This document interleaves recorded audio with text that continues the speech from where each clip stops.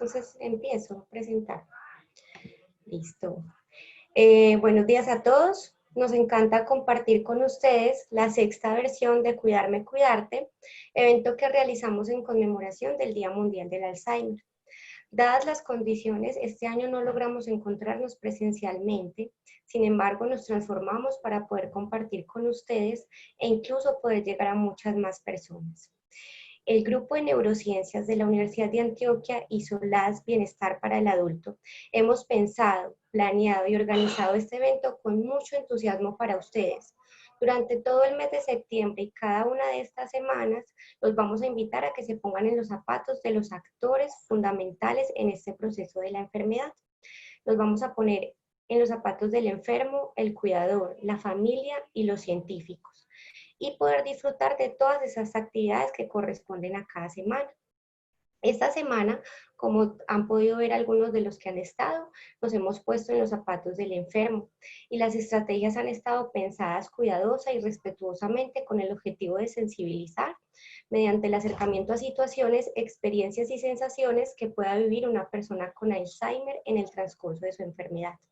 La próxima semana nos vamos a poner en los zapatos del cuidador, que son actividades que están dirigidas a la experiencia personal del cuidado y la implementación de estrategias útiles para enfrentar la enfermedad a lo largo del proceso degenerativo que conlleva en cada persona que está afectada.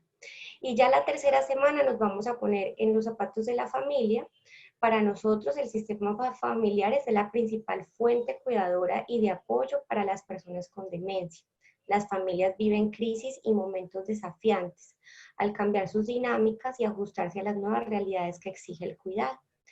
Y la cuarta semana en los zapatos de los científicos. Acá podrán conocer el rol que cumplen los investigadores de las diferentes áreas del grupo de neurociencias a través de las experiencias interactivas de actividades que acercan al quehacer de los biólogos, los médicos neurólogos y los neuropsicólogos. Entonces, sin más preámbulos, le voy a dar la bienvenida a la que nos va a acompañar hoy, que es Adriana Machado. Adriana es nuestra invitada, que es diseñadora especialista en estimulación sensorial. Ella nos va a contar cómo funcionan los sentidos y nos va a regalar tips acerca de cómo estimular de manera positiva a las personas con Alzheimer para proporcionar bienestar. Su charla se titula El Alzheimer y los sentidos. Entonces, bienvenida Adriana, qué rico que estés aquí con nosotros. Hola Diana, muchas gracias por tu invitación y por tu presentación. Buenos días para todos, bienvenidos. Como decía Diana, yo soy diseñadora especialista en estimulación sensorial. Antes que todo quisiera hacer una pequeña introducción sobre mi trabajo para que tengan una idea sobre lo que yo hago. Yo me concentro en apoyar y acompañar a pacientes con Alzheimer y a sus familias y cuidadores a través de productos diseñados especialmente para ellos, considerando sus necesidades específicas y su condición, con el objetivo de brindarles experiencias sensoriales que los estimulen positivamente y brindándoles herramientas que ayuden a mejorar su calidad de vida.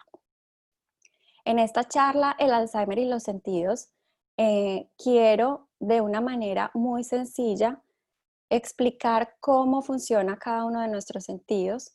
También vamos a mirar cómo se ven afectados por la enfermedad de Alzheimer y de qué manera los podemos estimular de una manera positiva para brindarles bienestar.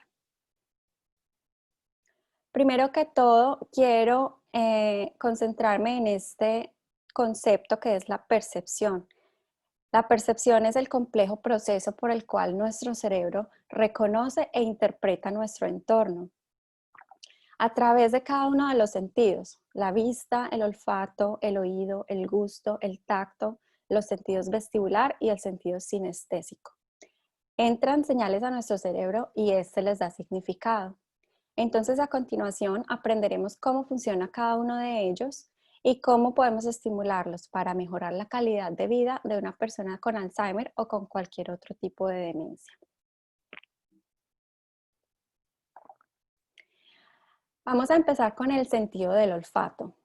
El sentido del olfato tiene efectos emocionales muy poderosos en nuestro cerebro. Los olores pueden asustarnos, pueden causarnos curiosidad, pueden disgustarnos, pueden hacernos sentir bien. Diferentes olores pueden ayudarnos a recordar diferentes cosas porque los nervios olfatorios están conectados directamente con el hipocampo y la amígdala, que son dos partes de nuestro cerebro fundamentales para la memoria. Los diferentes olores se pueden clasificar en 10 categorías, de tipo floral, madera, frutal, cítrico, mentolado, dulce, químico, ahumado, podrido o rancio. ¿Cuáles olores nos provocan miedo y cuáles olores nos alertan del peligro? En este caso podemos decir que, por ejemplo, un olor químico podría provocarnos miedo, ya que nos genera incertidumbre, no sabemos de dónde proviene o qué puede significar. Un olor que nos alerte de peligro puede ser el olor ahumado, ya que puede ser generado por un incendio, por ejemplo. Ahora, analizando cómo el Alzheimer afecta nuestros sentidos, una persona con Alzheimer puede sufrir de pérdida del sentido del olfato, por lo que puede resultarle difícil identificar ciertos aromas o le puede causar confusión. Por esta razón, es importante usar aromas que para la persona sean fácilmente reconocibles y mucho mejor si son aromas familiares. La clave para estimular los sentidos, no solo el sentido del olfato, sino todos, está en conocer la historia de la persona, conocer sus preferencias. Aquí vamos a mirar en esta charla cómo podemos estimular a una persona con Alzheimer a partir de tendencias y de métodos específicos, pero siempre teniendo en cuenta su historia y sus preferencias. Por ejemplo, en el sentido del olfato, yo recomiendo utilizar la aromaterapia como estimulación, porque es un método en el que se usan esencias de diferentes frutas, flores y hierbas que nos ayudan emocionalmente. ¿Por qué? Porque esto se debe a que los nervios olfatorios también están conectados con el sistema límbico en nuestro cerebro, que está encargado de controlar nuestras emociones. Por ejemplo, algunos aromas específicos pueden ayudarnos a dormir mejor, como la lavanda, o nos pueden ayudar a calmar los nervios, como el pino, o el eucalipto, por ejemplo, nos estimula la mente, nos despierta la mente, o la mandarina, por ejemplo, nos puede ayudar a reducir el estrés. Así que ya pasamos aquí a unos tips muy sencillos que podemos aplicar en nuestros hogares. Si necesitamos una ayuda para dormir mejor, podemos usar la lavanda de manera en que de poner unas ramitas de lavanda seca en la funda de la almohada antes de ir a la cama. Estas ramitas van a generar el aroma y esto nos va a ayudar a dormir mejor. Con el pino, por ejemplo, podemos poner unas goticas de aceite de pino o de aceite esencial de pino en un tarro de crema de manos que no tenga olor y entonces se usa esta crema cuando haya ansiedad.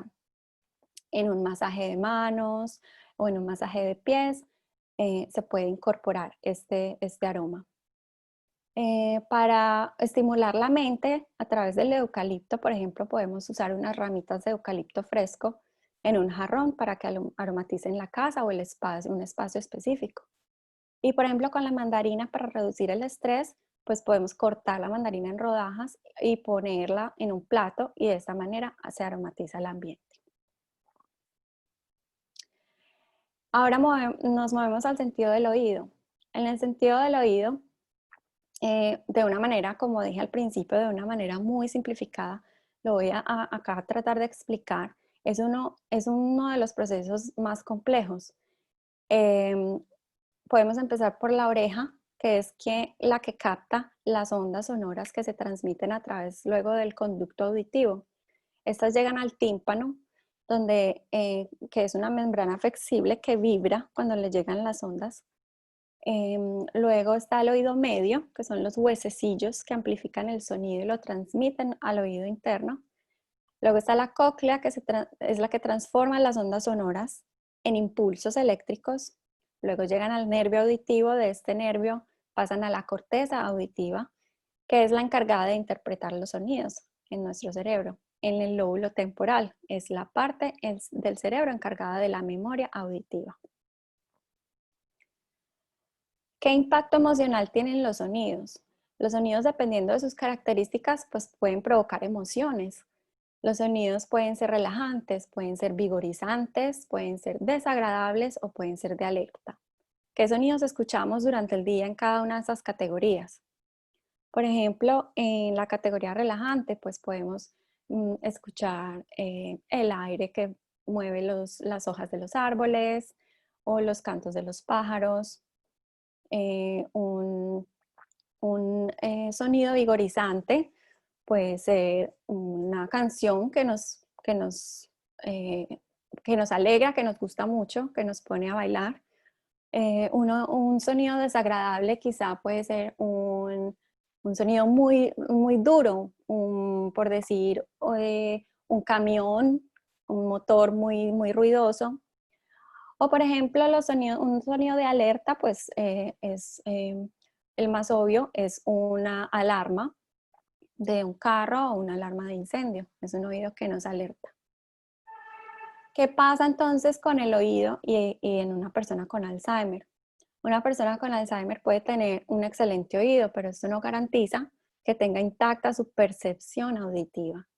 Es decir, si bien esta persona puede escuchar sin problema, lo que escucha puede quizá causarle confusión y ansiedad, ya que al tener Alzheimer, pues no es capaz de discernir lo que oye.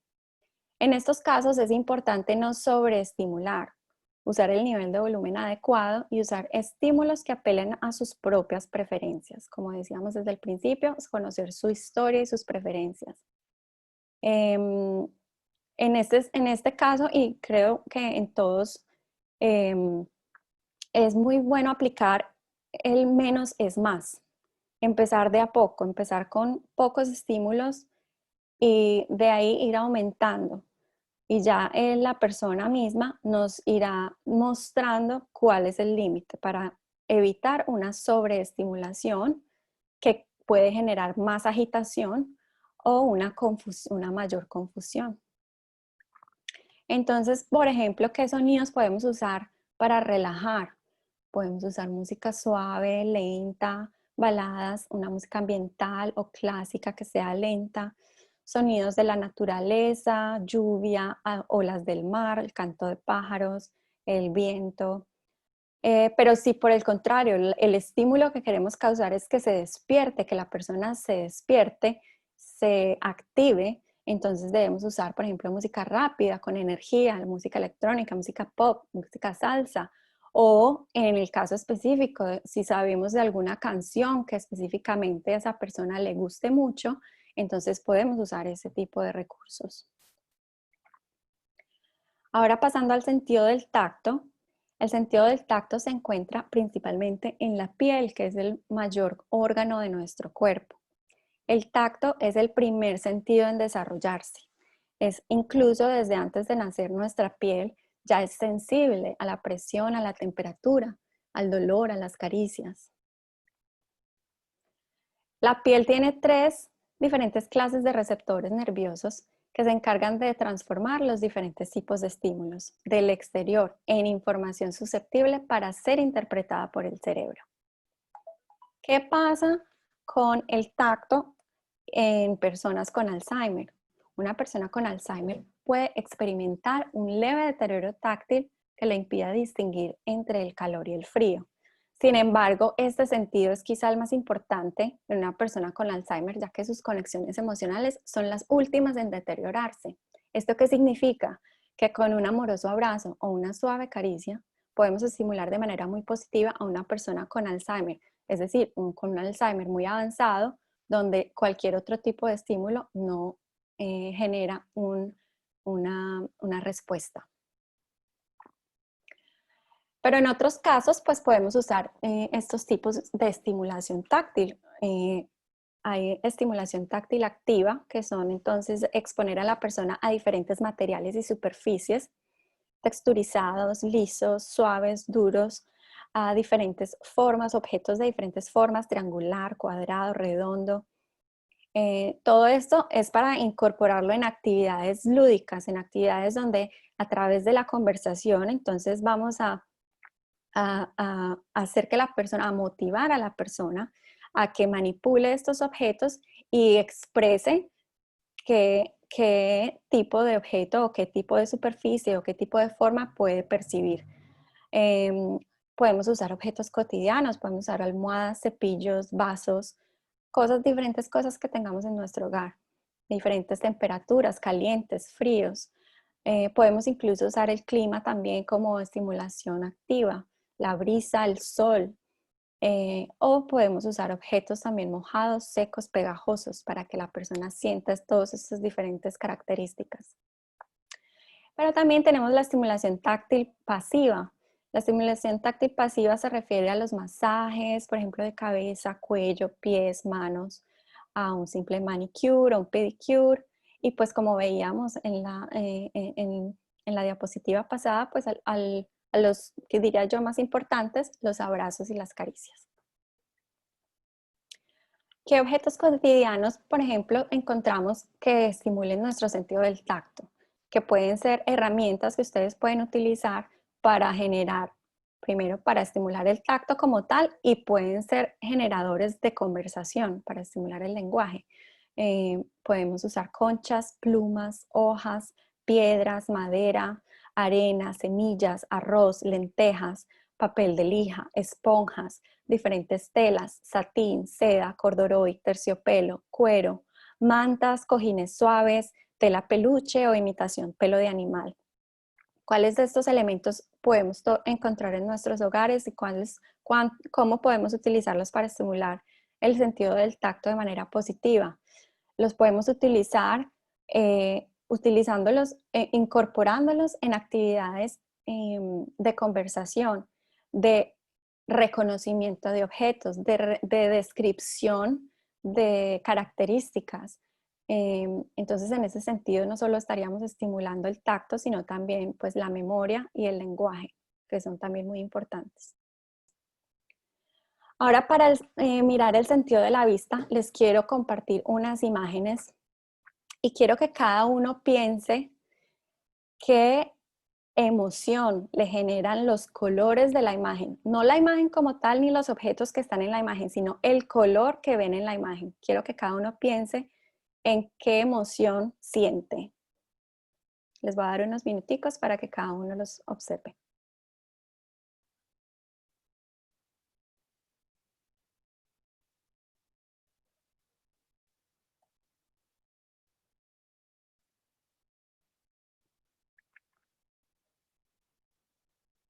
Como les dije, recuerden, concéntrense en los colores que observan, no en el objeto como tal, sino en el color.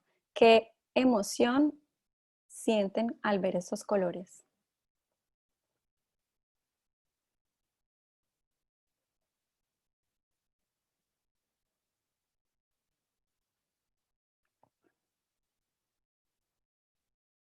Ok, muy bien.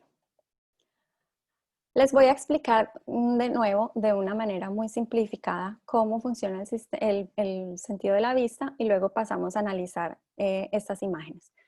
Todo empieza con la luz. Se puede ver cuando los rayos de luz rebotan sobre los objetos y entran a nuestros ojos, pasando por la pupila, el cristalino y la retina, donde finalmente se convierten en impulsos nerviosos a través del nervio óptico. Estos impulsos son luego transmitidos al cerebro, donde finalmente se interpretan.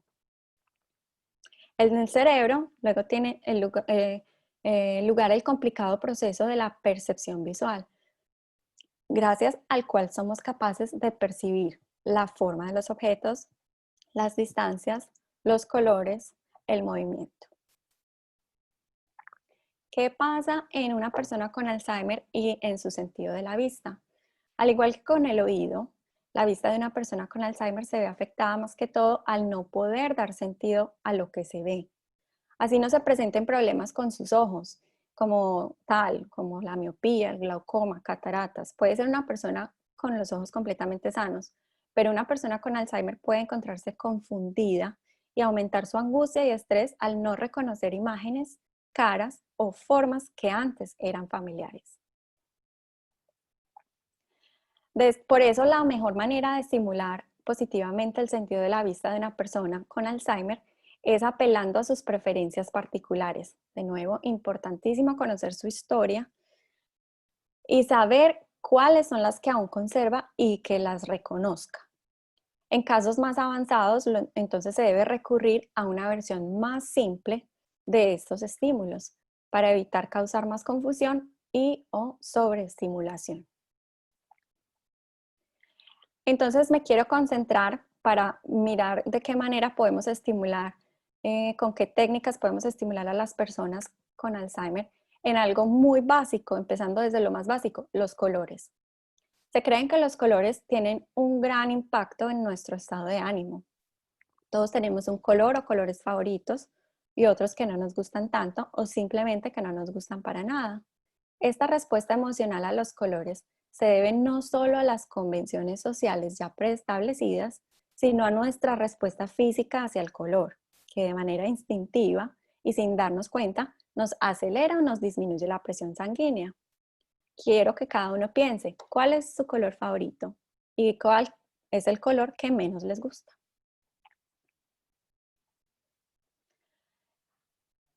La psicología del color se refiere al efecto que tiene nuestra percepción de los colores en nuestras emociones. Es un proceso supremamente subjetivo, ya que, como bien lo dice, es nuestra propia percepción del color. Es fundamental tener en cuenta los colores, su significado en nuestra cultura y la percepción individual que se tiene de cada uno de ellos para estimular el sentido de la vista de manera adecuada. Con el significado que tienen los colores en nuestra cultura me refiero a la cultura occidental, ya que el mismo color en una cultura oriental puede y seguramente tiene connotaciones muy diferentes. Por ejemplo, en nuestra cultura el amarillo tiene percepciones positivas como el optimismo, la felicidad, la energía, pero también tiene unas percepciones negativas como la ansiedad, la envidia, la traición. Aquí quiero hacer una anotación y quiero que a partir de esta diapositiva se concentren en la imagen que pongo ejemplificando cada color, ya que es a modo de ejemplo de cómo se pueden utilizar los colores para estimular de una manera positiva, cómo se pueden involucrar los colores en nuestros hogares para estimular a las personas. Y quiero también recordarles siempre tener en cuenta el gusto particular de las personas, sus preferencias, porque obviamente el amarillo pues puede tener estas percepciones positivas en nuestra cultura, pero si a la persona específicamente no le gusta el amarillo, pues es algo que debemos evitar. Entonces es fundamental conocer las preferencias de cada persona.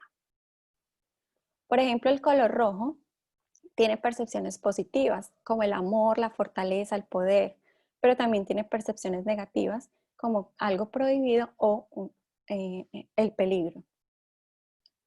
El color azul nos transmite serenidad, confianza, seriedad, pero también puede transmitir tristeza, depresión o melancolía. El color verde nos transmite naturaleza, esperanza, frescura, pero también puede transmitir envidia, ingenuidad o traición. Naranja puede transmitir diversión, alegría, optimismo, pero también puede transmitir riesgo, peligro, frívolo. El morado puede transmitir glamour, poder, sofisticación, pero también puede transmitir extravagancia, violencia o ambición. El rosado puede transmitir amabilidad, delicadeza, generosidad, pero también por otro lado puede transmitir algo infantil, una fantasía o sentimentalismo. El marrón nos puede transmitir estabilidad, protección, naturaleza, pero también tiene las percepciones negativas de algo anticuado o algo marchito. Por otro lado, el gris nos puede transmitir estabilidad, calma, sabiduría, pero también puede ser transmisor de algo indefinido, de inquietud o de algo aburrido. El blanco puede transmitir pureza, relajación, limpieza, pero también puede generar emociones de soledad o aislamiento.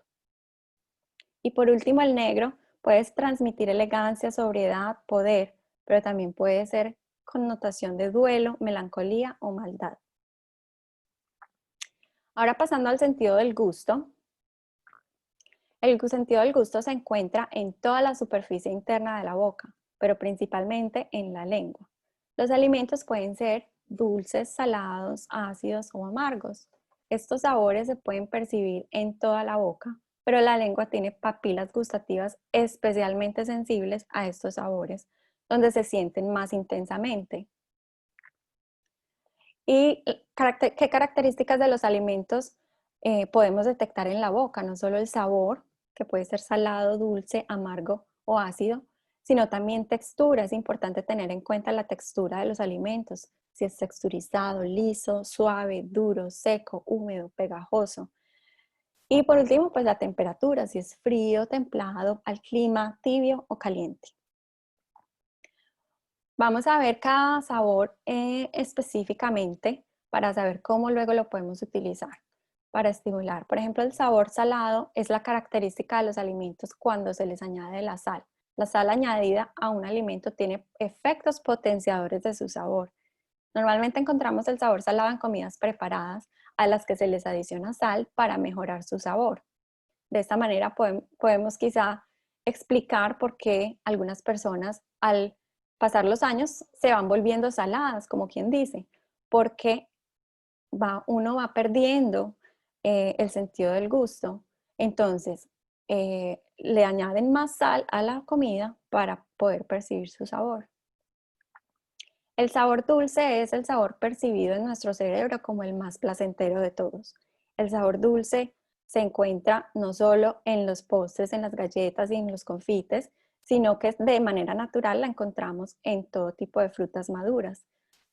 Por eso, para usar quizá una estimulación positiva mucho más saludable, pues podemos recurrir a las frutas.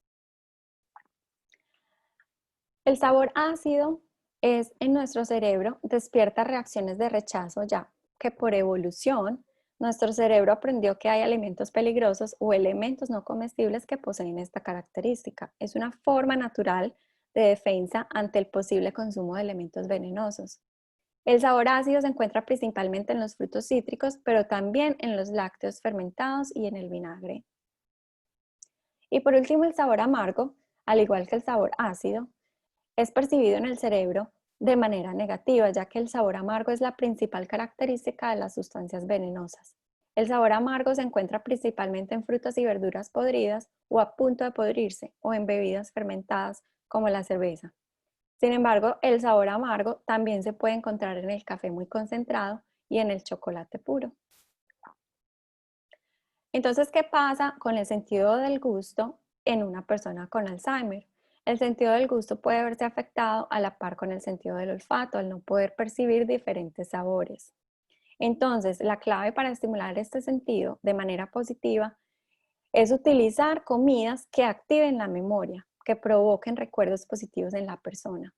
De nuevo, conocer su historia, conocer sus preferencias. Es posible que la persona al ver la comida se le va a activar la memoria y quizá no va a sentir el sabor de la comida como tal, sino que va a activar la memoria de ese sabor. Entonces es importante apelar siempre a comidas que provoquen recuerdos positivos. El sentido vestibular y sinestésico son sentidos que, por ejemplo, en el vestibular nos proporciona información acerca de la orientación y el movimiento y la aceleración de nuestro cuerpo en el espacio. Es el responsable de nuestro equilibrio. Los receptores del sentido vestibular son parte del oído interno y se encuentran en la cóclea. Los mensajes que este sentido nos proporciona viaja a diferentes partes del cerebro para combinarse con la información que proporcionan los demás sentidos, como la visión y el sentido sinestésico, y así poder aportar la debida orientación del cuerpo. Esto es importante porque las personas con Alzheimer pueden verse afectadas en el sentido de que olvidan cómo hacer ciertas tareas. Entonces, al final vamos a ver cómo se puede contrarrestar. Por ejemplo, el movimiento oscilante es una gran estimulación. El movimiento oscilante se refiere a la acción de mecerse. Es una acción de ejerce una acción de sincronización en el cerebro que ayuda a conciliar el sueño o en casos de ansiedad induce sensaciones de relajación y placer. Por ejemplo, una silla mecedora o un columpio o una hamaca son elementos, herramientas que nos pueden ayudar a estimular el sentido vestibular. Por otra parte, el sentido sinestésico entonces se refiere a la percepción de movimiento y posición, pero de las partes del cuerpo, el movimiento muscular y la postura. Los receptores más estudiados que informan este sentido son los órganos tendinosos de Golgi, que están localizados en los tendones. Estos responden cuando los músculos ejercen presión sobre el tendón. El sentido sinestésico ayuda a controlar y coordinar actividades como pararse, caminar, agarrar un objeto, hablar. Hay unos ejercicios simples que pueden usarse para promover el movimiento de nuestras extremidades o de nuestro cuerpo en general. Por ejemplo, mover la cabeza hacia arriba y hacia abajo, a ambos lados, rotarla, mover las piernas adelante, atrás, doblar y estirar las rodillas, mover los brazos arriba y hacia abajo, doblar y estirar los codos, rotar las muñecas, rotar los tobillos. Estos sentidos en el Alzheimer se ven afectados cuando la persona se comienza a ver incapacitada para realizar ciertas acciones o movimientos. Entonces es en este momento donde es fundamental estimular los sentidos, estos sentidos motivando a la persona a moverse, a realizar acciones específicas que aún pueda realizar. Entonces aquí es donde entran las acciones domésticas, las actividades del día a día. Algo súper sencillo, pero que para las personas con Alzheimer se va volviendo difícil, lavarse los dientes, peinarse, vestirse, el simple hecho de abotonarse una camisa, de amarrarse los zapatos, de caminar al perro, de dar una caminada por el parque, son acciones que en una persona con Alzheimer tienen gran impacto, un impacto muy positivo en este sentido vestibular y sinestésico.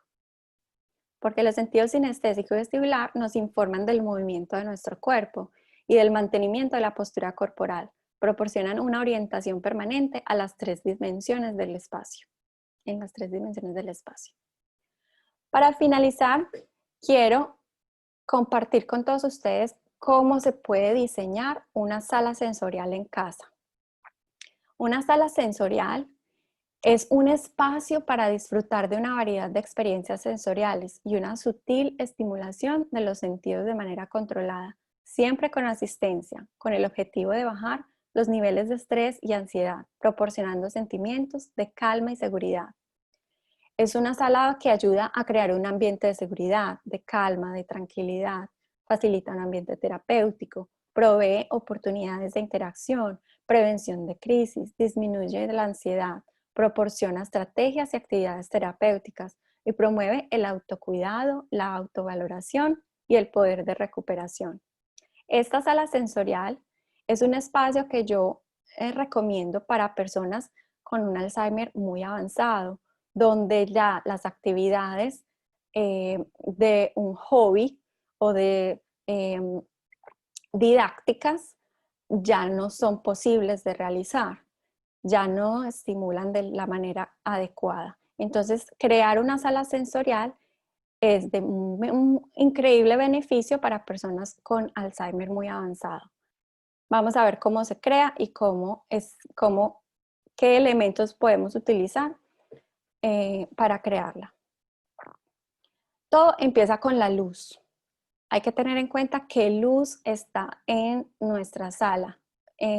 No necesariamente tiene que ser una sala completa, puede ser una esquinita en nuestra casa, pero de tener una sala, de poder tener el espacio, pues sería ideal que la luz sea la luz natural, que entre por una ventana la luz del sol. De no ser así, de no poder tener una luz natural o que la luz natural no sea muy óptima, pues entonces podemos optar por una luz cálida. Una luz cálida se refiere a bombillos amarillos o de tonalidad amarilla. Estos bombillos los van a nos va a dar una tonalidad amarilla en todos los objetos y en las paredes, pero es una tonalidad que genera relajación en nuestro cerebro, ya que nos conecta con una luz similar que es la luz del atardecer, que en nuestro cerebro ejerce la acción de prepararse para dormir. Entonces es una luz que nos ayuda a relajarnos. Si por otro lado el objetivo es estimular a la persona para que despierte, para que esté más activa, entonces podemos usar una luz fría. Una luz fría se refiere a la luz blanca. Una luz blanca es una luz estimulante que en nuestro cerebro va a ejercer el efecto de despertar. Ya pasando a los elementos específicos que podemos incluir en esta sala, entonces podemos empezar con lo más básico, que es los colores. ¿Qué colores debemos utilizar? Como decíamos al principio, debemos siempre apelar a las preferencias de las personas. Entonces, utilizar los colores preferidos de la persona, para que la persona se sienta a gusto viendo estos objetos, estando en este lugar.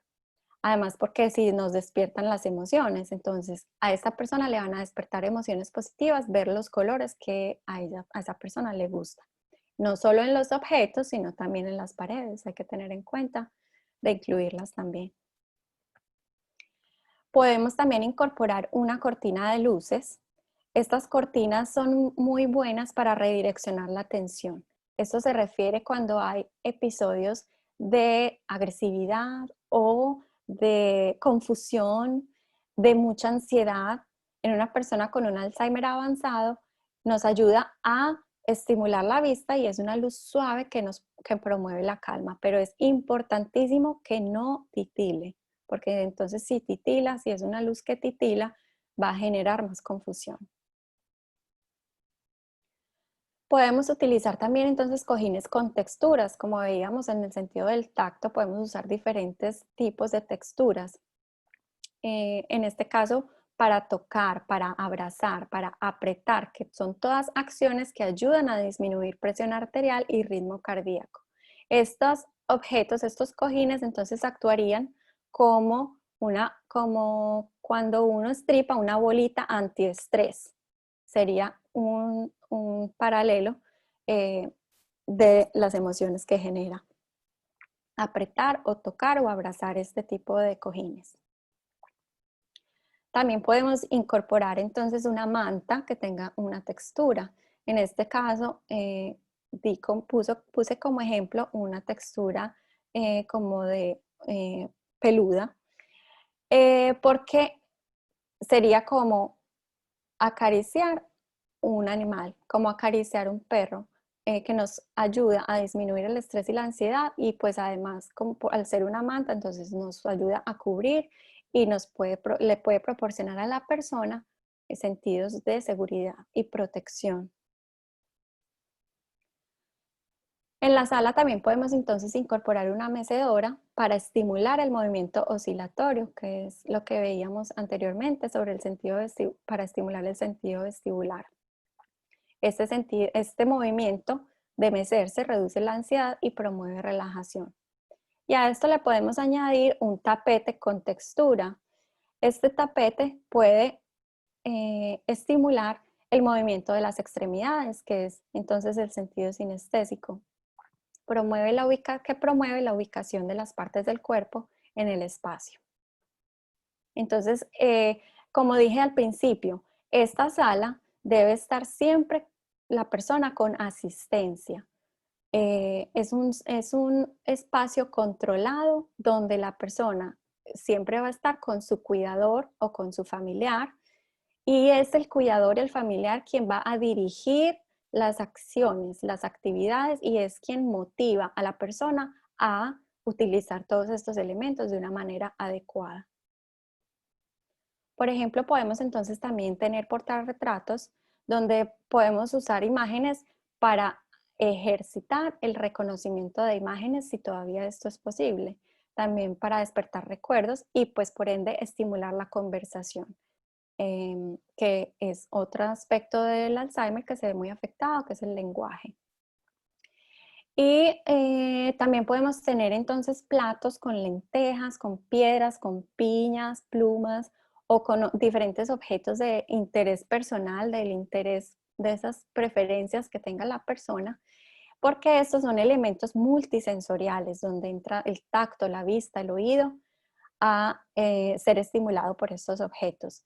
Ya entonces es tarea del familiar o el cuidador incorporar estos elementos en actividades lúdicas, en actividades interactivas, donde se involucre la persona a recorrer los objetos con los dedos, a clasificarlos por tamaño, por color, por textura y a generar ese tipo de interacciones, pues que va a estimular el sentido del tacto.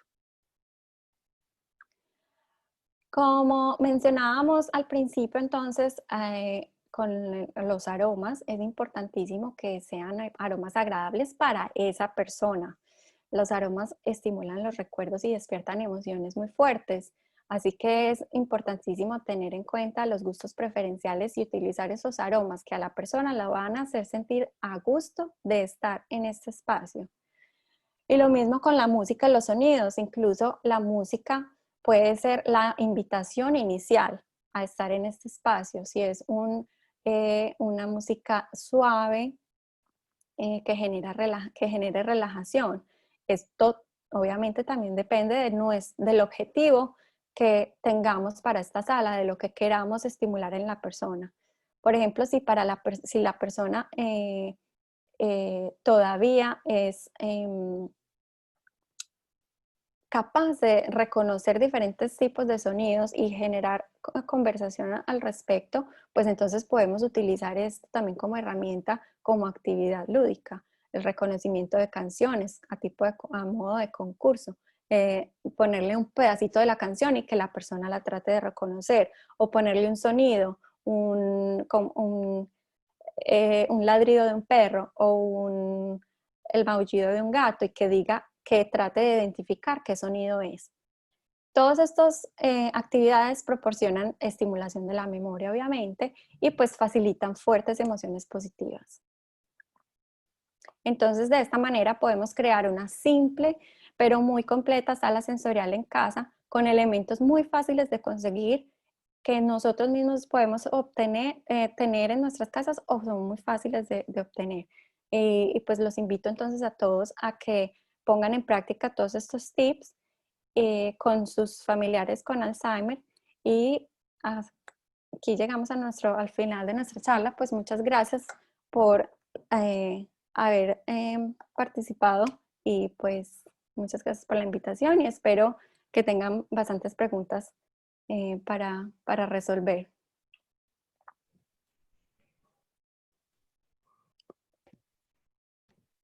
Bueno, muchísimas gracias, Adriana, por este espacio y esta información tan interesante.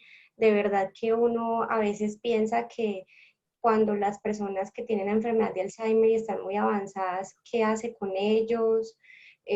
A veces uno se enfoca o los familiares de pronto se enfocan un poco como en el problema, pero no buscan como las alternativas de solución o simplemente es pensar como en el bienestar de ellos, que es lo más importante. Entonces me parece muy valioso como tu aporte en esta parte de lo que es los sentidos y cómo estimularlos. Muchas gracias por estar acá. Entonces le voy a dar paso a mi compañera Andrea Giraldo para que podamos resolver las preguntas y las inquietudes del público. Hola Andrea, ¿cómo estás? Hola Dianis, hola Adri nuevamente. Hola. Recibimos saludos por acá también de la ciudad de Barranquilla y vamos a ir entonces, bueno Adri, también muchas felicitaciones por el tema, Muchas para que lo gracias. sepas. Y una de las preguntas es, buen día, en el caso de que la persona ya no vea, ¿cómo podemos ayudar si ya no hay sentido de la vista? Bueno, pues es importantísimo tener en cuenta el resto de los sentidos. Si una persona ya no ve, pues no quiere decir que no oiga, no quiere decir que no huela, todavía tiene los otros sentidos activos. Entonces es la oportunidad para tratar de estimular los otros sentidos. En el caso, por ejemplo, de una persona que no ve, puede ser muy efectivo utilizar el tacto, ya que a la persona entregársele quizá, por ejemplo, un objeto, él puede expresar que cree que es el objeto sin necesidad de verlo.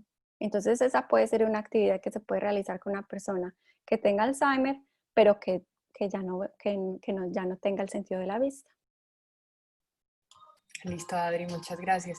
Hay un comentario por aquí con respecto al sentido del oído y dice, mi madre tiene 85 años y tiene olvidos. Le colocamos música de su época y llora porque dice que le da mucha nostalgia. Bueno, es importante porque entonces eso recalca lo conectado que está el sentido del oído con nuestras emociones. El hecho de que ella llore porque le da nostalgia, pues diría yo que es positivo en el sentido de que todavía puede expresarlo. Es un sentimiento válido.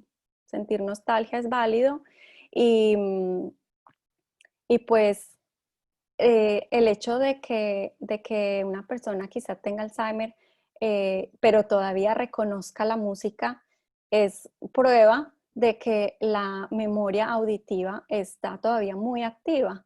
Incluso la memoria musical se cree que no es afectada por el Alzheimer. Entonces la música es una herramienta muy, muy importante para estimular a una persona con Alzheimer. Por acá nos preguntan acerca de en qué etapa de todas las que hemos hablado tienen la enfermedad de Alzheimer, comienzan a fallar los sentidos y cómo se pueden empezar a estimular todos como uno a uno. Bueno, pues cada caso es diferente. Cada persona es un mundo y en cada caso la enfermedad afecta de una manera diferente. Entonces es algo que se debe analizar de manera personalizada. Diría yo que los sentidos se pueden estimular incluso en personas completamente sanas. No hay necesidad de que tenga una persona Alzheimer para estimularle los sentidos. Entonces, ¿en qué momento se pueden estimular los sentidos? En cualquier momento.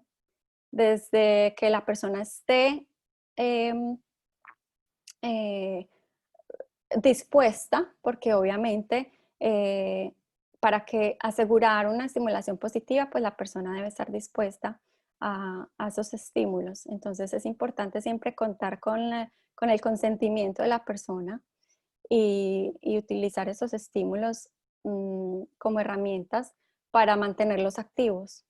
Y pues ya el caso de cada sentido específico, pues como lo expliqué en la charla, entonces cada uno se puede estimular de manera conjunta o individual, pero de manera personalizada. Gracias, Adri. Nos preguntan también qué opinión tienes de la compañía de las mascotas en el transcurso de la enfermedad. Importantísimo. Y tengo en mi opinión, creo que es de gran ayuda. Les proporciona un bienestar muy, muy grande y les proporciona sobre todo un motivo para levantarse en las mañanas, un motivo para salir a la calle, para ser sociables, para estar activos. Entonces me parece que las mascotas son una herramienta, en este caso, indispensable y fundamental, y creería yo que es algo que posiblemente es de lo que más estimulación les puede proporcionar. Nos pregunta Cecilia García, buenos días. ¿Cómo se puede ayudar a una persona con Alzheimer avanzado que nunca se estimuló y solo desea estar acostada? Bueno, como lo decía al principio, pues creo que en estos casos es de analizar el caso específico. Quizá tratar de llegar a la razón del por qué, si la persona aún se puede comunicar, tratar de llegar a esa razón, el por qué no se siente motivado. Em, y, y pues no hay una receta mágica, no hay una receta que uno diga es que pueden hacer esta combinación de cosas y ya la persona se va a querer parar. No la hay. Hay que analizar cada caso específico y hay que conocer a la persona y, y de manera de pronto instintiva, diría yo, empezar de a poco a exponer a esta persona a estímulos. Entonces, como dije en la charla, empezar de a poquito, menos es más. Empezar de a poquito y cuando uno eh, vea que esa persona responde, entonces es darse cuenta y también aprender a leer las reacciones de esa persona. Pero es una situación pues que hay que analizar de manera muy, muy específica y muy individual. Bueno, creo que hay muchas preguntas que van a apuntar a lo mismo, pero te quiero compartir esta. Y es, mi padre tiene 83 años, tiene Alzheimer hace como 6 años y ahora le está dando por prender las luces en la noche, ya no está durmiendo casi. ¿Cómo se puede estimular en ese caso? Bueno, es que en esos casos es cuando las personas, la enfermedad el deterioro les genera esa confusión entre el día y la noche. Diría yo que ahí ya entraría de pronto a analizar el correcto uso de las palabras, porque estimular en este sentido quizá no es lo correcto, porque es tal vez lo que quisiera esta persona es evitar que él haga eso, o no sé en qué sentido es la pregunta, porque o sea, el estímulo no va a tener nada que ver con el hecho de lo que él hace. De pronto es algo para entrar a analizar con el médico, su médico de cabecera, porque este tipo de conductas, pues pueden ser condicionadas con otro tipo de tratamientos, no con estimulación. Nos pregunta María Carmenza, ¿qué experiencia tienen en eficacia de la estimulación de un ser animado como un perro, gato, que les guste al paciente versus la textura peluda de flecos? Una de ellas es mejor que la otra. Bueno, no. Obviamente el perro va a ser mucho mejor que un cojín peludo, pero en casos de un Alzheimer muy avanzado donde pues quizá el perro no sea un elemento viable para tener o para mantener, pues el cojín peludo puede ayudar a generar la misma sensación. Sin embargo, el perro siempre va a tener un mejor y mayor impacto en su bienestar. Incluso si la persona es de un Alzheimer muy avanzado, pues, y se siente atraído a los animales, porque también es apelando a sus preferencias. Si no le gustan los perros, pues obviamente esa persona no se va a sentir a gusto tocando un perro, o no se va a sentir a gusto incluso tocando un cojín peludo, porque entonces quizá en su mente lo va a conectar con un animal. Entonces es importante siempre, siempre apelar a estas preferencias. Pero en el caso de los dos, obviamente el perro o la mascota como tal es preferible que cualquier otro estímulo parecido. Hay una pregunta que tiene que ver con el gusto. ¿Cómo motivar a una persona mayor a comer de nuevo con gusto? Porque uno observa que la pérdida del apetito es muy grande. Em, Diría yo que pueden experimentar con la presentación de la comida. quizá experimentando con la presentación de la comida, a la persona se le genere cierta curiosidad o se le genere emoción al ver la comida de otra manera o de una manera más apetitosa. Es algo de explorar. Diría yo que exploren con la presentación de la comida, porque todo entra por los ojos. Y como dije en la parte del sentido del gusto, la, la comida como tal puede que la persona no la esté saboreando, pero si la ve y le genera un recuerdo específico, luego entonces comerla quizás sea más placentero.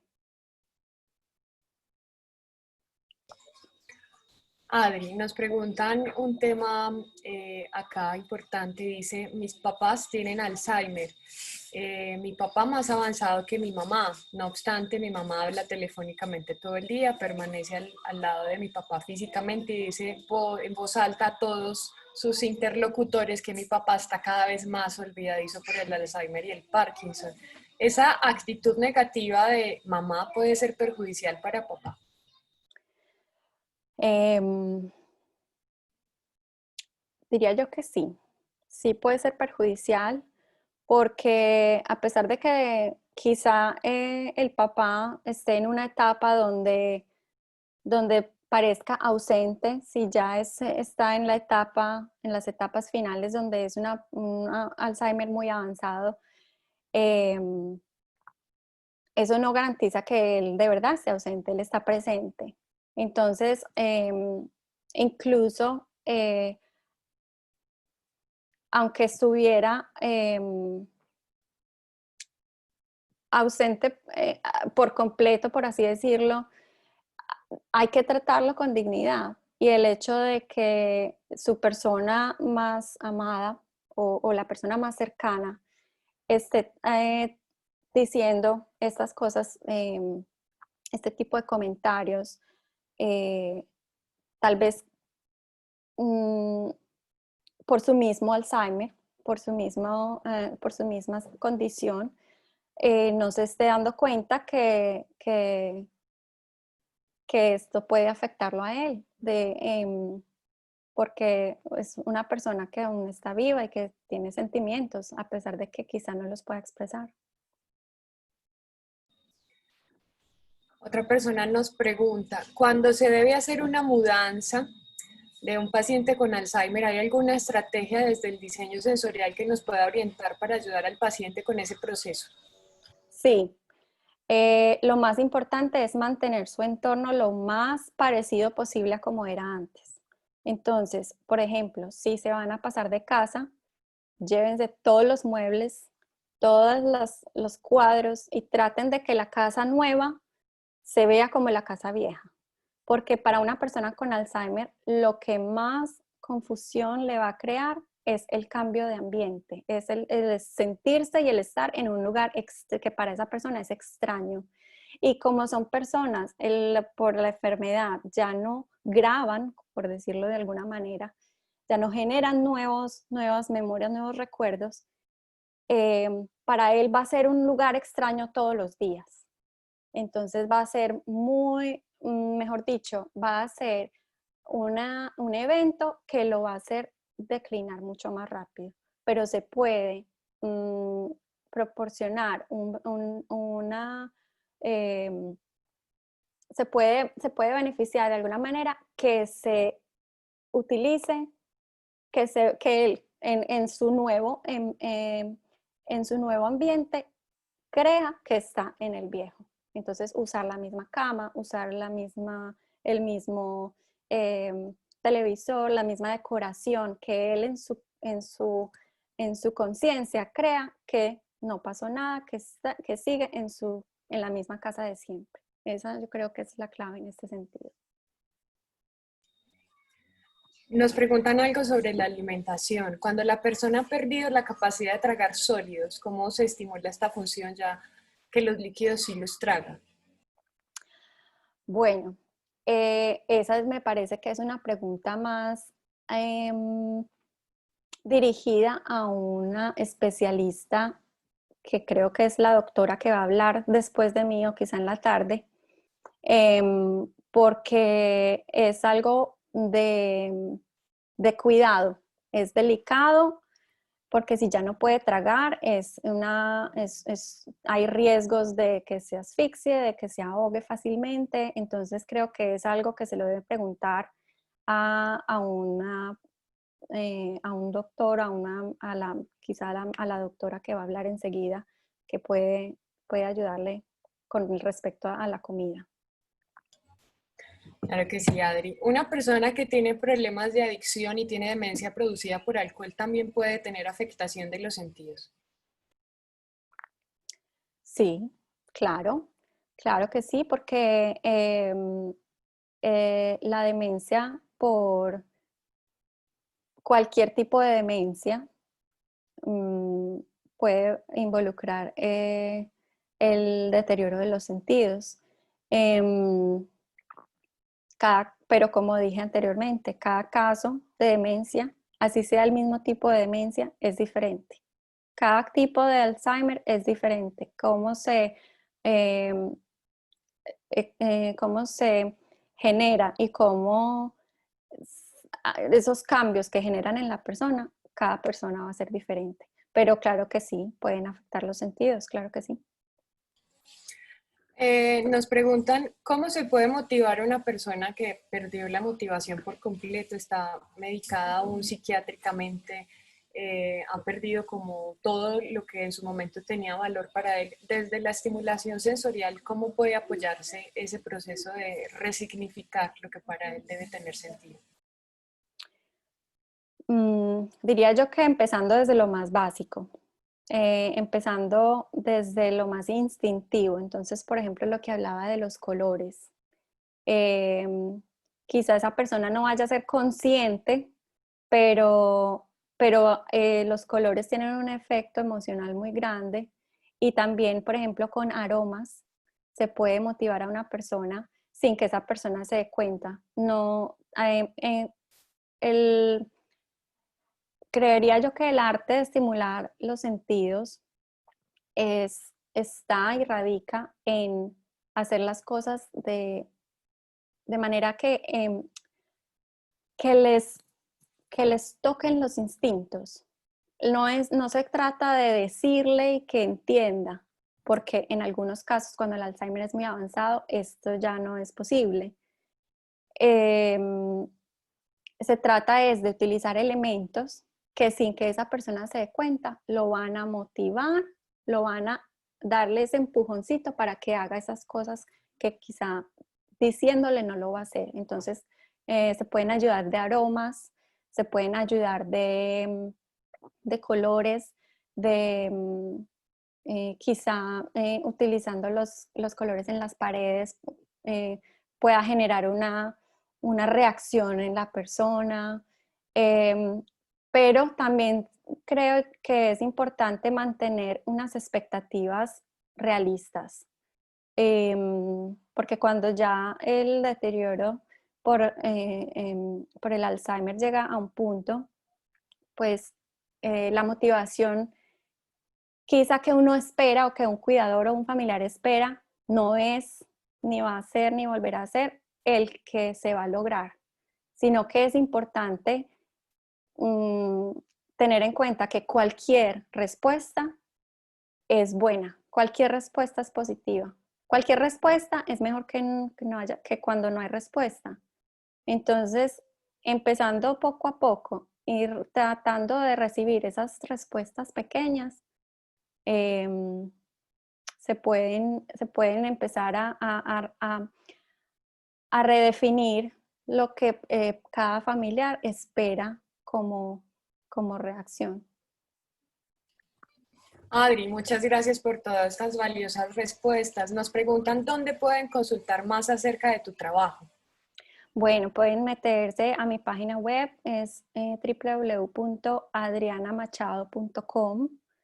Ahí yo tengo un blog donde he escrito varios artículos al respecto, muy interesantes. Se pueden meter a través de como en las categorías de los temas según lo que estén buscando, y si no encuentran pues algo en específico siempre me pueden escribir por ahí.